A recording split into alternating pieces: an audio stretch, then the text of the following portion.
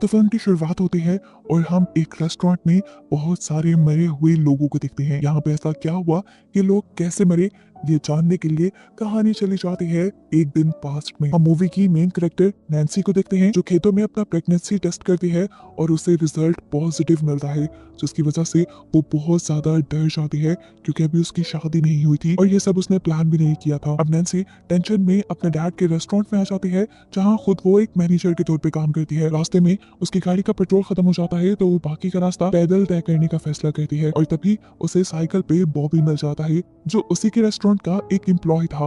ये लड़का नैन्सी को लिफ्ट देता है और ये लोग होटल पहुंच जाते हैं।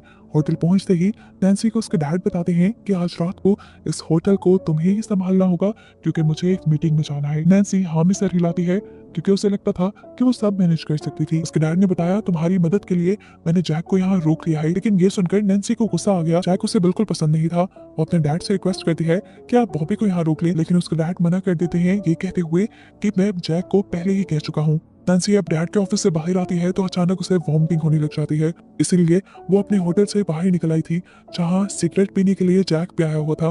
उसकी ऐसी हालत को देखकर वो समझ गया कि नैन्सी प्रेग्नेंट है। वो उससे पूछता है क्या ये राज तुम्हारे डैड को पता है? नैन्सी उसकी बात का कोई जवाब नहीं देती और इतनी ही देर में यहाँ पर उसके डैड भी आ जाते हैं, जिन्हें देखकर वो घबरा गई थी पर उसके डैड ने उसकी ऐसी हालत पे ध्यान नहीं दिया। वो तो बस जैक को ये कहने आए थे कि तुम्हारे पास जो भी कस्टमर आए तुम उसे अच्छे से डील करना और इस सब में नैन्सी तुम्हारी हेल्प करेगी। नैन्सी से अब रहा नहीं जाता और वो डैड से पूछ ही लेती है कि डैड ऐसी कौन सी मीटिंग है कि आपका जाना इतना जरूरी हो गया?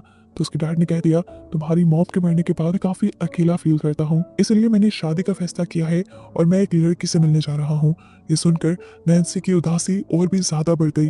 उसे अब अपने डैड को किसी से शेयर करना पड़ेगा। अब नैन्सी और जैक अपने होटल के अंदर आ गए थे। अभी तक तो सब नॉर्मल चल रहा था, लेकिन अचानक उनके होटल के बाहर जवान लड़कों का एक गैंग आ गया। ये लड़के उनके होटल के बाहर बहुत ज्यादा बदतमीजी कर रहे थे, बाइक्स को रेस दे रहे थे, शोर मचा रहे थे और उन्होंने बाहर एक खरगोश को भी मार के रखा था। ऐसे माहौल में उनके कस्टमर्स भाग सकते थे। नैन्सी को गुस्सा आया और वो बाहर इनको यहाँ से भगाने के लिए आई। नैन्सी उन्हें धमकी देती है, यहाँ से जाने को कहती है, लेकिन ये ढेर लड़के उसकी बात नहीं मानते और उल्टा उसके पीछे उसी के होटल में आ जाते हैं और मास्क पहनकर उससे ऑर्डर लेने को कहते हैं। नैन्सी को गुस्सा आ चुका था। वो इनसे कहते हैं तुम यहाँ से जाते हो या मैं पुलिस को कॉल करूँ? वो लड़के जब नहीं उठते तो नैन्सी सच में पुलिस को कॉल करने का नाटक करने लग जाती है, जिसकी वजह से वो लड़के वहां से उठ जाते हैं और एक लड़का उसके पास आकर उसे कहकर जाता है अभी तो हम जा रहे हैं लेकिन वापस हम जरूर आएंगे। जिस तरह इन लड़कों ने नैन्सी की बेइज्जती की थी सभी नैन्सी पर हंस रहे थे और ये देखकर नैन्सी को बहुत ज्यादा गुस्सा आ गया।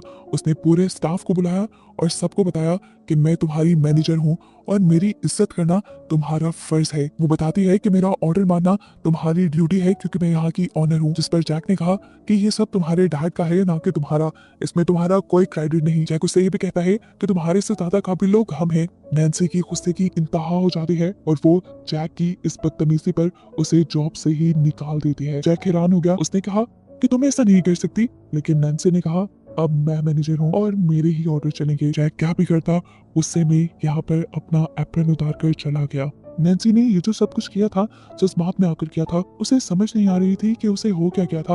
वो वॉशरूम में आती है, अपना मुंह धोती है और अपने आप को रिलैक्स करने की कोशिश करती है। तभी हम देखते हैं कि वॉशरूम के बाहर बॉबी उसका इंतजार कर रहा था। वो उससे कहता है मैं तुम्हारी मदद के लिए आज रात रुक सकता हूँ, तुमने जैक को तो निकाल दिया है तो रात में तुम्हारा अकेले यहाँ रुकना ठीक नहीं। इस पर नैन्सी को और भी ज्यादा गुस्सा आ जाता है। उसे लगता है कि बॉबी इस पर तरस खा रहा है और उसे दोस्ती करने की कोशिश कर रहा है। वो बॉबी को खरी खरी सुना देती है कि तुम मेरे टाइप के नहीं हो और मेरे से दोस्तियां बढ़ाने के लिए इस तरह मुझे इम्प्रेस करने की जरूरत नहीं। ये बातें सुनकर आज बॉबी भी बहुत ज्यादा हर्ट हुआ था और वो यहीं पर नैन्सी को छोड़कर चला जाता है। कुछ ही देर में पूरे स्टाफ की शिफ्ट खत्म हो जाती है और नैन्सी इस जगह अकेली रह जाती है। उसे पूरी रात अकेले शिफ्ट करनी थी। नैन्सी पहले यहाँ की सफाई करती है और उसके बाद कस्टमर ना आने पर अपने डैड से कॉल पे बात करने लग जाती है। कॉल पर उसने अपने डैड को बताया कि वो जैक को फायर कर चुकी है। उसके डैड भी हैरान हो जाते हैं तो नैन्सी उससे कहती है वो मेरी बिल्कुल रिस्पेक्ट नहीं कर रहा था और उसने सबके सामने मेरी बेइज्जती की, मैं क्या करती। अब उसके डैड परेशान हो गए थे क्योंकि नैन्सी पूरी रात अकेले रहने वाली थी। वो उससे पूरी रात अलर्ट रहने को कहते हैं और कोई भी प्रॉब्लम होने पर उन्हें कॉल करने को कहते हैं। नैन्सी को तो कोई डर नहीं था। उसने म्यूजिक प्ले किया और एंजॉय करते हुए यहाँ पर दोबारा काम करना शुरू कर दिया, लेकिन ये एंजॉयमेंट तब तक ही था जब तक उसने अपने होटल के बाहर उसी गैंग को नहीं देखा जो आज दोपहर में आया था। उन्हें देखकर वो गुस्से में आ गई और उसने स्पीकर में उनसे कहा कि तुम लोग यहाँ से चले जाओ, अगर नहीं गए तो मैं पुलिस को बुला लूंगी। ये बात कहते ही वो नोटिस करते हैं कि उसके होटल के सारे दरवाजे और खिड़कियां खुले हुए थे। पुलिस को आने में यहाँ देर भी लग सकती थी और अगर ये लोग उसे नुकसान पहुंचाने लग गए तो ज्यादा टाइम नहीं लगेगा। यही सोच आते ही उसने सारे खिड़कियां दरवाजे बंद करना शुरू कर दिए। ये सब बंद करने के बाद वो जल्दी से पुलिस को कॉल करती है और बताती है कि बाहर बाइकर्स का एक गैंग है जो मुझे यहाँ तंग कर रहा है। पुलिस वाले उसकी मदद के लिए एक इंस्पेक्टर भेजने की बात करते हैं। फोन रखते ही उसे अपने होटल के चारों तरफ से जोर जोर से दरवाजा बजाने की आवाज आने लगी थी। वो डर गई थी, वो एक काउंटर के नीचे छुप गई। काफी देर नॉक होने के बाद अचानक से वो नॉक होना बंद हो गई। नैन्सी को कुछ सुकून मिला और एकदम से दोबारा उसके दरवाजे पे किसी ने नॉक किया। वो डर गई। चुपके से उसने काउंटर से उठ के बाहर देखा तो बाहर शेरिफ यानी पुलिस ऑफिसर आए थे, जिसके लिए जाकर उसने फौरन से दरवाजा खोल दिया। यहाँ पर आते ही ऑफिसर उसे कहते हैं कि मुझे इस जगह की पूरी जांच करनी होगी। वो इस जगह की तलाशी अच्छी तरह लेते हैं, लेकिन नैन्सी के अलावा उन्हें यहाँ पर कोई नहीं मिलता। यहाँ पर तो दूर उन्हें होटल के बाहर भी कोई नहीं नजर आता। इस जगह को चेक करने के बाद वो पुलिस में रिपोर्ट करता है कि उसे तो यहाँ पर कोई खतरा नहीं नजर आया। हो सकता है कि ये लड़की का वहम हो और उसका डर दूर करने के लिए वो कुछ देर के लिए यहाँ लड़की के साथ रुक रहा है। इसके बाद वो नैन्सी से अपने लिए कॉफी बनाने को कहता है और वहीं बैठ जाता है। उसकी नजरें भी नैन्सी को अनकंफर्टेबल कर रही थी। फिर वो पुलिस ऑफिसर नैन्सी के पास आया और उससे कहने लगा, चलो तुम मेरे साथ पुलिस स्टेशन चलो। उस ग्रुप के वारदात बहुत ज्यादा बढ़ चुके हैं और तुम्हें मेरे साथ चलना चाहिए और पुलिस में कंप्लेन करनी चाहिए। अभी वो उसे घसीटते हुए साथ लेके ही जा रहा था कि एकदम से पीछे से उसी गैंग के लड़कों ने आकर शेरिफ के ऊपर हमला कर दिया और कुछ ही देर में उसे जान से मार दिया। नैन्सी ये देखकर बुरी तरह घबरा गई। अपनी जान बचाने के लिए वो गिराज में जाकर छुप गई थी। वो बहुत ज्यादा डर चुकी थी। समझ नहीं आ रहा था कि वो किसी को मदद के लिए बुलाए तो बुलाए कैसे। लेकिन तभी उसकी किस्मत जाग जाती है कि बॉबी पहले ही उसके एहसास में यहाँ आ रहा था। उसे देखकर नैन्सी को काफी हौसला होता है और वो जल्दी से बॉबी को खामोश करवाते हुए होटल के अंदर ले आती है। और यहाँ हम देखते हैं कि वो ग्रुप के लड़के भी अब इस होटल के अंदर आ चुके हैं। यहाँ पर नैन्सी ने अपनी दोस्त को भी मैसेज कर दिया था कि वो उसकी मदद के लिए किसी को बुला ले या वो खुद यहाँ पर आ जाए। इससे पहले कि ये दोनों कुछ और कर पाते, वो गैंग इन दोनों को आकर पकड़ लेता है और कैद कर लेता है। नैन्सी के सामने अपनी गाड़ी की चाबी भी थी, लेकिन हाथ बंधे होने की वजह से वो उठा नहीं सकती थी। अब एक बंदा नैन्सी के मुंह और हाथों पे टेप लगाकर उसे एक कमरे में बंद कर देता है, जहां नैन्सी अपने हाथों को छुड़वाने में कामयाब हो जाती है। वो बहुत ज्यादा डरी हुई थी। इस बंदे से अपनी जान बचाने के लिए वो अपने पास मौजूद एक नाइफ उठाकर बैग से उसके अंदर स्टैब कर देती है, जिससे वो लड़का वहीं मर जाता है।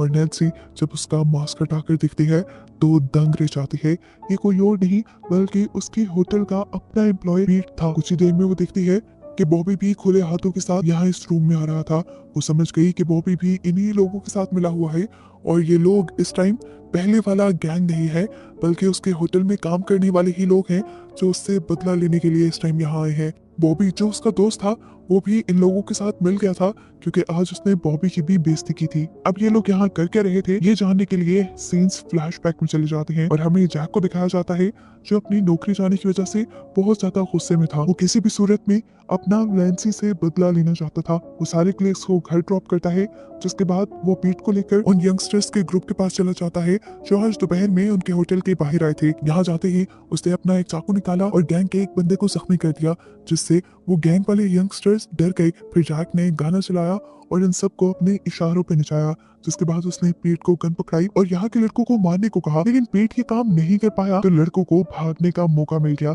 जिसके बाद जैक ने पीट से शाम को रेस्टोरेंट में मिलने को कहा। लड़कों के यहाँ से भाग जाने के बाद वो लड़कों के मास्क और कपड़े लेकर यहाँ से निकल आता है और रात में अपने बाकी कलीग से मिलता है। वो उन सबसे कहता है, मैं जानता हूँ नैन्सी ने तुम सबको हर्ट किया है, वो बहुत बुरी मैनेजर है। अगर तुम उससे बदला लेना चाहो तो मेरा साथ दे सकते हो। सभी के अंदर नैन्सी के लिए गुस्सा था तो सभी उसका साथ देने के लिए मान गए।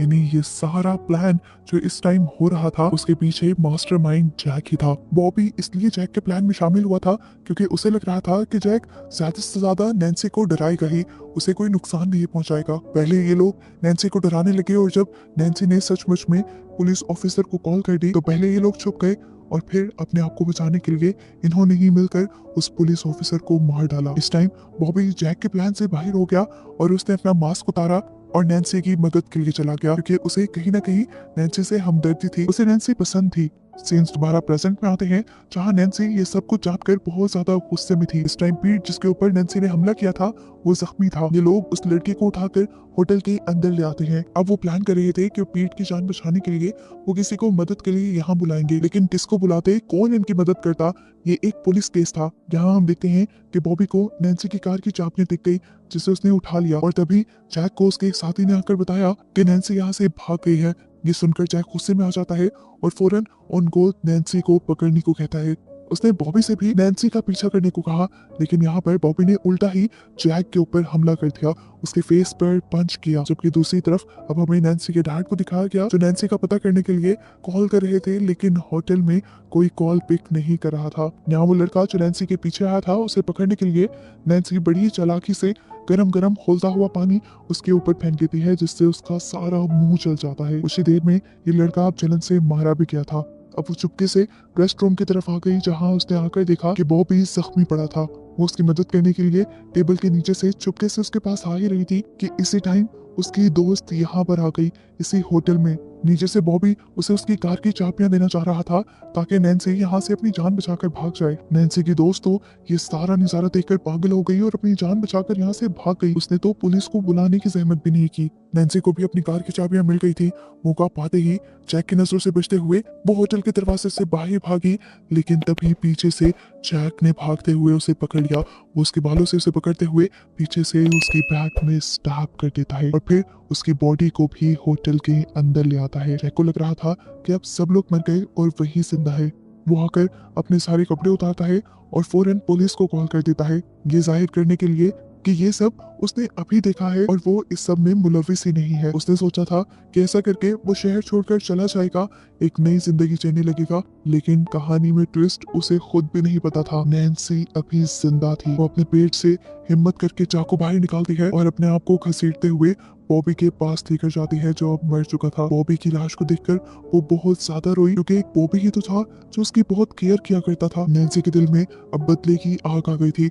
उसने हिम्मत की और जाकर अपनी गाड़ी में बैठ गई। वो ड्राइव करते हुए आई जैक के घर। उसने जैक का दरवाजा नॉक किया। इस टाइम जैक को किसी के अपने घर आने की उम्मीद नहीं थी। उसने दरवाजा खोल के देखा तो वहां नैन्सी थी और नैन्सी ने बिना वक्त ज़ाया किए अपने हाथ में पकड़ा हुआ चाकू उसकी गर्दन में स्टैब करते हुए उसे मार डाला और अपना बदला ले लिया। उसके जिस्म में अब खुद हिम्मत बहुत कम रह गई थी।